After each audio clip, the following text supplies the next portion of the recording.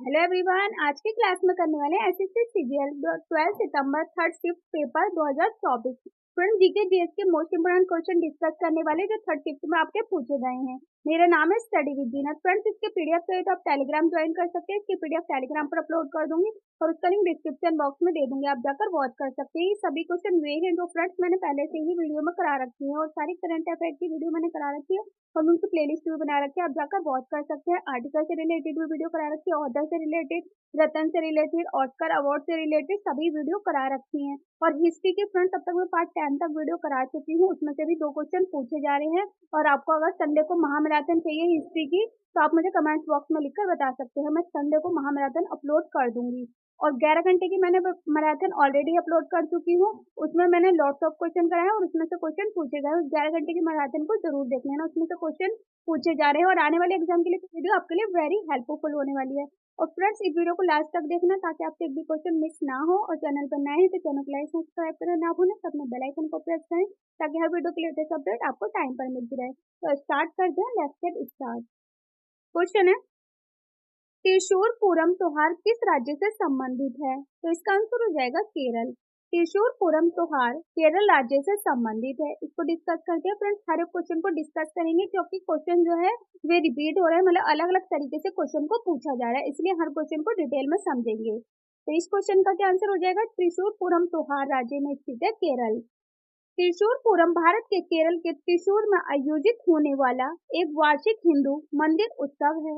ये हर साल पूरम के दिन त्रिशूर के वंडपुनाथन मंदिर में आयोजित किया जाता है। वे दिन जब मलयालम कैलेंडर के मेदम महीने में चांद पूरम तारे के साथ उगता है। ये भारत के सभी पूर्वों में सबसे बड़ा और सबसे प्रसिद्ध त्योहार है। त्रिशूर पूरम राज्य में मनाया जाता है केरल। नेक्स्ट क्वेश्चन है, डीपीएसपी का अनुच्छेद 38 किससे संबंधित है? तो इसका आंसर हो जाएगा भारतीय संविधान। डीपीएसपी अनुच्छेद 38 भारतीय संविधान से संबंधित है। इसको भी डिटेल से समझेंगे। भारतीय संविधान के अनुच्छेद 38 में राज्य की जिम्मेदारी बताई गई है कि वे लोगों के कल्याण के लिए सामाजिक, आर्थिक और राजनीतिक न्याय सुनिश्चित करें। राज्य को लोगों के कल्याण के लिए सामाजिक व्यवस्था बनानी है।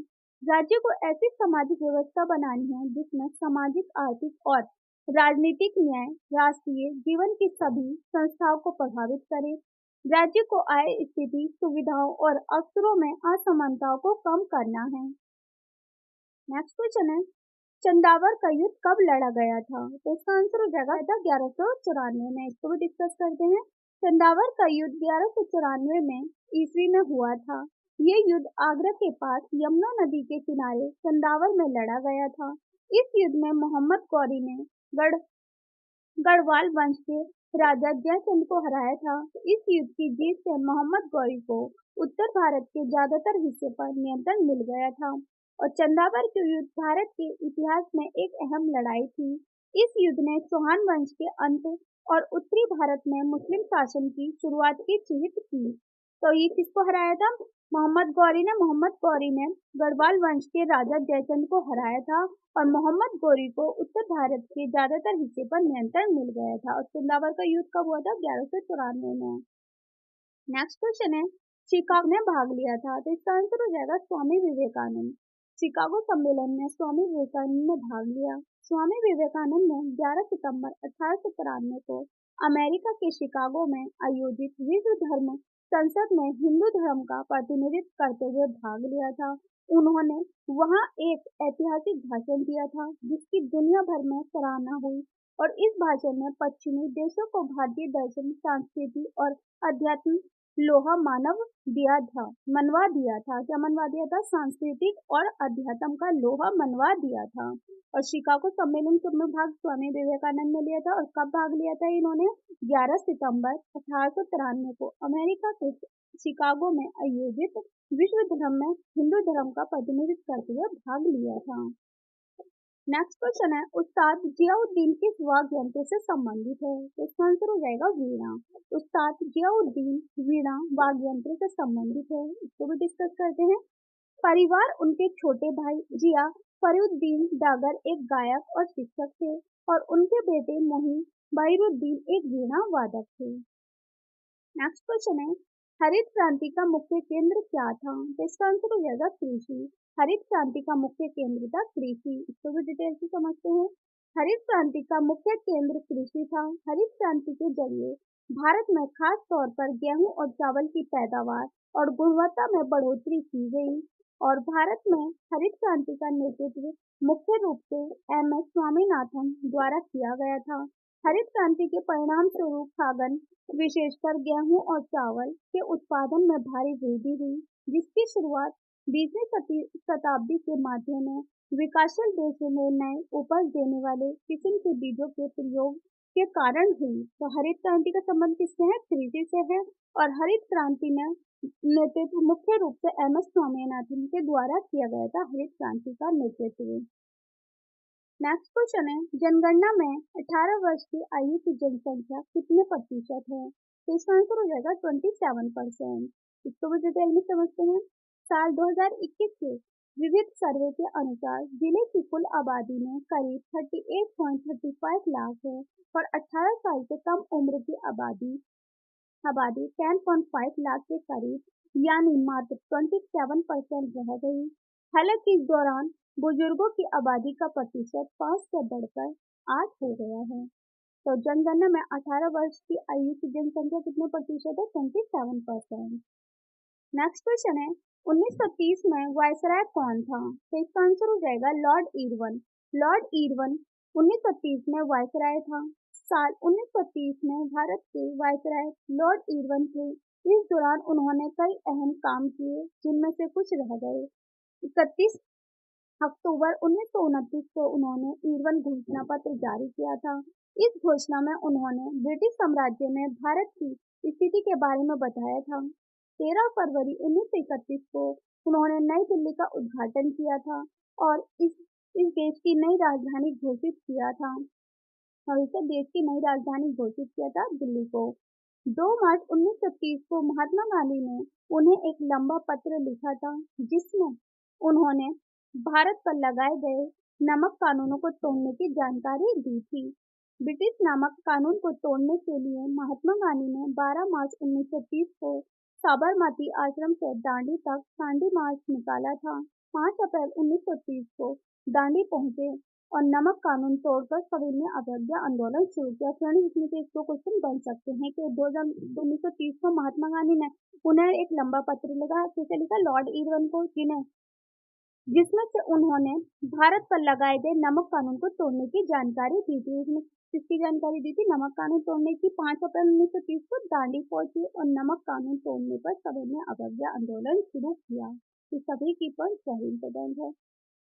नेक्स्ट क्वेश्चन है, भारत में बायो रिजर्व कितने हैं? तो बायो रिजर्व कितने हैं? तो इसका आंसर हो जाएगा 18। इसको भी डिटेल में समझते हैं। वर्तमान में भारत में 18 बायोस्फीयर रिजर्व हैं, जिनमें से 11 यूनेस्को के world network of biosphere reserve के तहत शामिल हैं। इन बायोस्फीयर रिजर्व का मुख्य उद्देश्य 3 परस्पर जुड़े कार्यों यानी संरक्षण, विकास और लॉजिस्टिक्स कोड की हासिल करना है। तो भारत में बायो रिजर्व कितने हैं? 18। नेक्स्ट क्वेश्चन है, किस प्रसिद्ध खिलाड़ी की आत्मकथा है? तो इसका आंसर हो जाएगा अभिनव बिंद्रा। अभिनव बिंद्रा प्रसिद्ध खिलाड़ी की आत्मकथा है। नेक्स्ट क्वेश्चन है, मार्च 2022 में भारतीय बीमा विनियमक एवं विकास प्राधिकरण के अध्यक्ष के रूप में किसने कार्यभार संभाला है? तो इसका आंसर हो जाएगा देवाशीष पांडे ने। देवाशीष पांडे ने मार्च 2022 में भारतीय बीमा विनियमक एवं विकास प्राधिकरण के अध्यक्ष के रूप में कार्यभार संभाला है। नेक्स्ट क्वेश्चन है, अटल अटल पेंशन योजना के तहत पेंशन की सीमा और आयु बढ़ाने का प्रस्ताव किसने प्रस्तुत किया है? तो इसका आंसर हो जाएगा पेंशन फंड विनियामक और विकास प्राधिकरण ने अटल पेंशन योजना, पेंशन फंड विनियामक और विकास प्राधिकरण ने अटल पेंशन योजना के तहत पेंशन की सीमा और आयु बढ़ाने का प्रस्ताव प्रस्तुत किया और आरटीए के परामर्श से इस पर विचार किया जा रहा है। तो अटल पेंशन योजना पेंशन फंड विनियामक और विकास प्राधिकरण बढ़ाने को प्रस्ताव से प्रस्तुत किया गया है। नेक्स्ट क्वेश्चन है सिंधु घाटी सभ्यता के गोदी वाड़ा की खोज कहाँ पर की गई? तो इसका आंसर हो जाएगा लोथल, गुजरात। भोगवा नदी के तट पर स्थित है और मोहनजोदड़ो में महान स्नानागारों की खोज की गई थी। सिंधु घाटी सभ्यता के गोदी बाड़े की खोज गुजरात के अहमदाबाद जिले के लोथल में हुई थी। लोथल सिंधु घाटी सभ्यता का एक प्रमुख बंदरगाह स्थल था। इस बंदरगाह से जुड़ी कुछ खास बातें। लोथल में एक कृत्रिम ईंटों से बना गोदी बाड़ा था। ये गोदी 2010 मीटर लंबी और 35 मीटर चौड़ी थी। लोथल से धान और बाजरे के साक्ष्य मिले हैं। लोथल से 3 युगल समाधियों के भी साक्ष्य मिले। लोथल से मिले अवशेषों से पता चलता है कि यहाँ से माल को दूसरे शहरों में भेजा जाता था। लोथल मेसोपोटामिया, ईरान, अफगानिस्तान और अरब के साथ व्यापार करता था। लोथल की खोज रंगनाथ राव ने 1954 में की थी। फ्रेंड्स क्वेश्चन बन सकता है कि लोथल की खोज किसने की थी और कौन से सन में की थी? तो लोथल की खोज की थी रंगनाथ राव ने और 1954 में की थी। तो सिंधु घाटी सभ्यता में गोदीबाड़े की खोज हुई थी लोथल में। नेक्स्ट क्वेश्चन है थाईपुसम एक धार्मिक त्योहार जो भारत के किस राज्य में बनाया जाता है? तो इसका आंसर हो जाएगा तमिलनाडु। फ्रेंड्स कुछ क्वेश्चन जो है मिक्सअप हो गए फर्स्ट शिफ्ट और सेकंड शिफ्ट के, इसलिए मैंने इसी वीडियो में कवर करा दिए हैं जो फर्स्ट और सेकंड शिफ्ट में रह गए थे। थर्ड शिफ्ट में मैंने वो सभी क्वेश्चन कवर करा दिए हैं और कुछ मिक्सअप क्वेश्चन है मतलब अलग क्वेश्चन है जो आने वाले एग्जाम में क्वेश्चन पूछे जा सकते हैं। नेक्स्ट क्वेश्चन है सांबर झील किस राज्य में स्थित है? तो इसका आंसर हो जाएगा राजस्थान। भारत की सबसे बड़ी अंतर्देशीय खारे पानी की झील है राजस्थान में।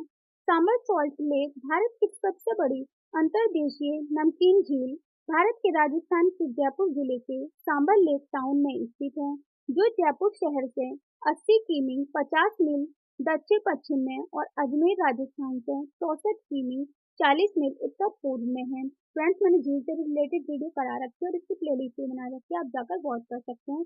टिक के माध्यम से मैंने पूरी झीलों की वीडियो जो है वो समझा के रखी है, आप जाकर वॉच कर सकते हैं। वेरी इंपॉर्टेंट, आप देख सकते हैं झील से रिलेटेड क्वेश्चन बन रहे हैं एग्जाम में, तो ये वीडियो आपके लिए वेरी इंपॉर्टेंट है आने वाले एग्जाम के लिए, शायद किसी भी एग्जाम के लिए प्रिपरेशन कर रहे हो। फ्रेंड्स अब डिस्कस करते हैं जो पूछे जा सकते हैं झील से रिलेटेड। चिल्का झील। चिल्का झील एशिया की सबसे बड़ी खारे पानी की झील है और ये कहाँ स्थित है?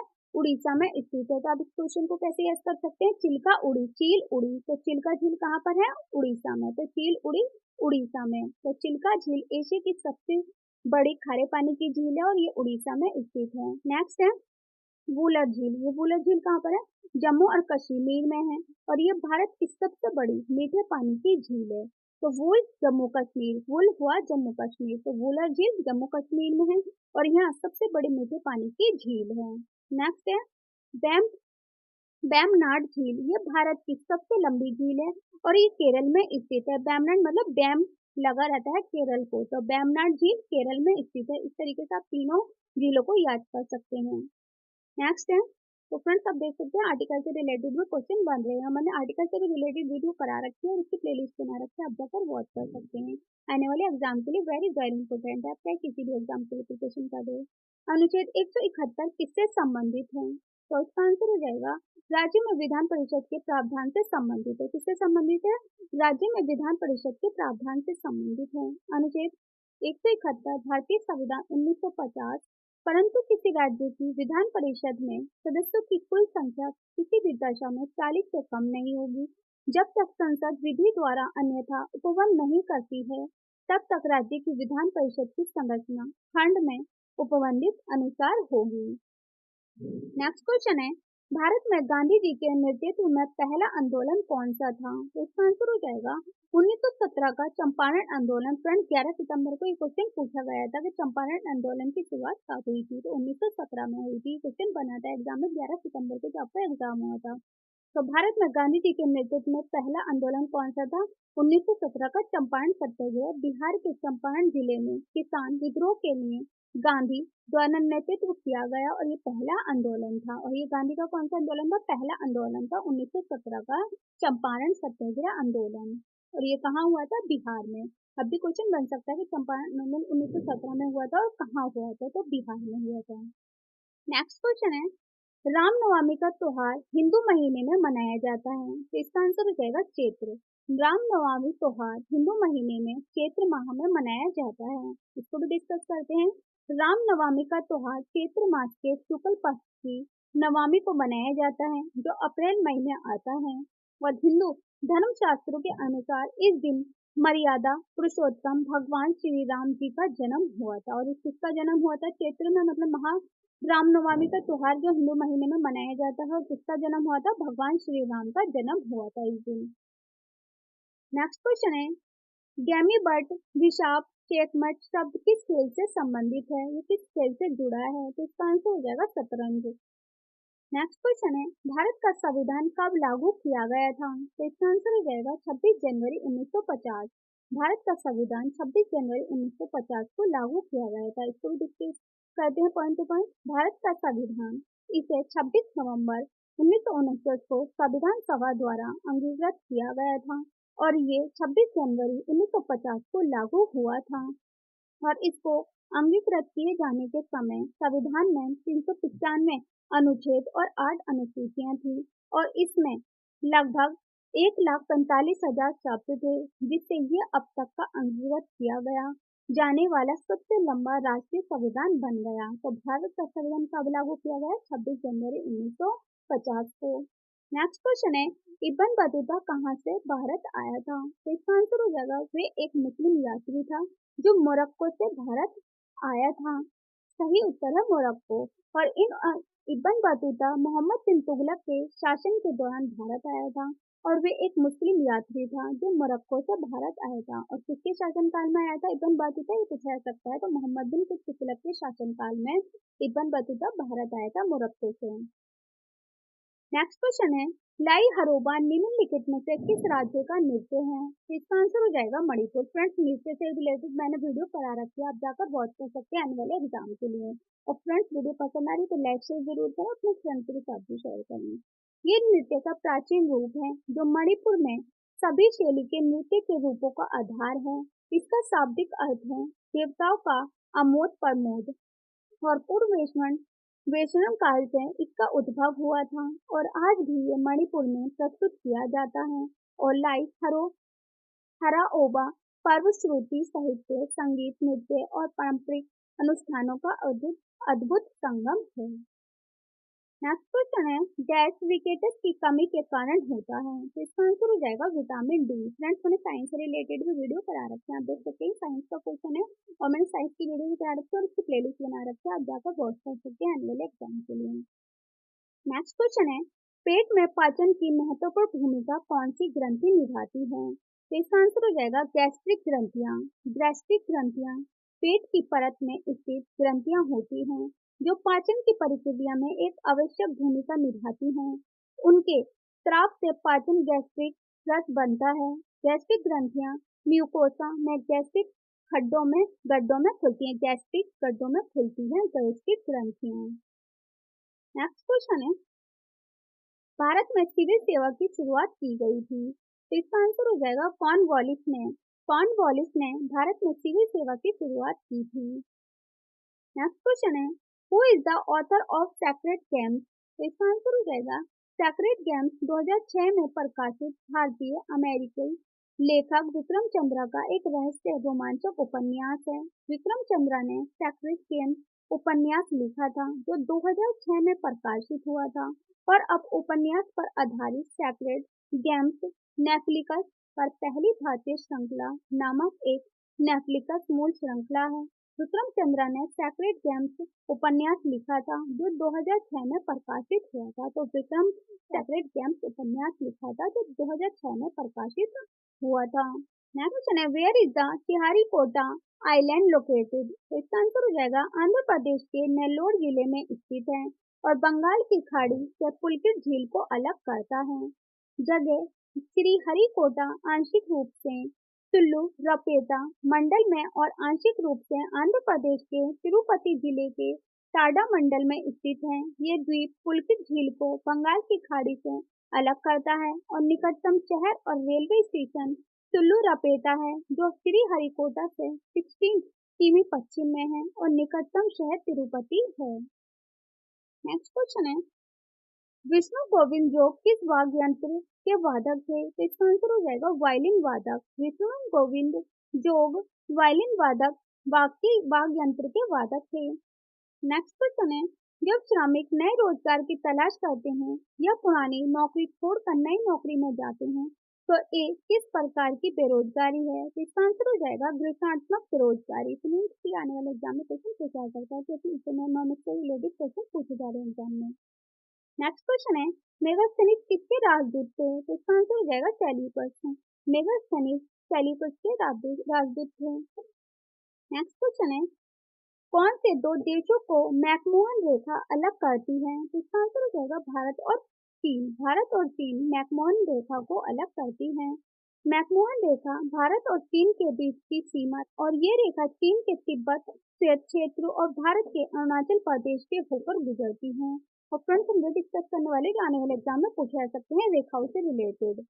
रेडक्लिफ रेखा किन दो देशों को आपस में अलग करती है? तो इसका आंसर हो जाएगा भारत पाकिस्तान। भारत पाकिस्तान रेडक्लिफ रेखा को दो देशों को आपस में अलग करते हैं। नेक्स्ट है, मेडिसन रेखा किन दो देशों को आपस में अलग करती है? तो इसका आंसर हो जाएगा अमेरिका और कनाडा। नेक्स्ट क्वेश्चन है, मैन रहीन रेखा किन दो देशों को आपस में अलग करती है? तो इसका आंसर हो जाएगा स्विट्जरलैंड एंड रूस। नेक्स्ट क्वेश्चन है, डूरंट रेखा किन दो देशों को आपस में अलग करती है? तो इसका आंसर हो जाएगा पाकिस्तान अफगानिस्तान। पाकिस्तान और अफगानिस्तान डूरंट रेखा को दो देशों से आपस में अलग करती हैं। नेक्स्ट क्वेश्चन है, 38वीं समांतर रेखा किन दो देशों को आपस में अलग करती है? इसका आंसर हो जाएगा उत्तर कोरिया दक्षिण कोरिया। नेक्स्ट है, 24वीं समांतर रेखा किन दो देशों को आपस से अलग करती है? इसका आंसर हो जाएगा भारत पाकिस्तान। समांतर रेखा दो देशों को आपस में अलग करती है भारत पाकिस्तान। नेक्स्ट क्वेश्चन है, बंगाल का पहला गवर्नर जनरल कौन था? फ्रेंड्स पूछा गया था 36 में।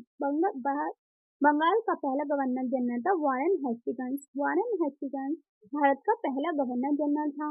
लॉर्ड वॉन हेस्टिंग्स 1773 से 1785 तक बंगाल के पहले गवर्नर जनरल थे और वारेन हेस्टिंग्स के शासनकाल के दौरान 1773 के रेगुलेटिंग एक्ट और 1784 के पिट्स इंडिया एक्ट जैसे महत्वपूर्ण अधिनियम पारित किए गए थे। फ्रेंड्स वेरी इंपोर्टेंट की पॉइंट से पूछा जा सकता है आने वाले एग्जाम के लिए कि वारेन हेस्टिंग्स शासनकाल कब तक चला? 1773 के रेगुलेटिंग एक्ट और 1784 के पिट्स इंडिया एक्ट जैसे महत्वपूर्ण अधिनियम पारित किए गए थे।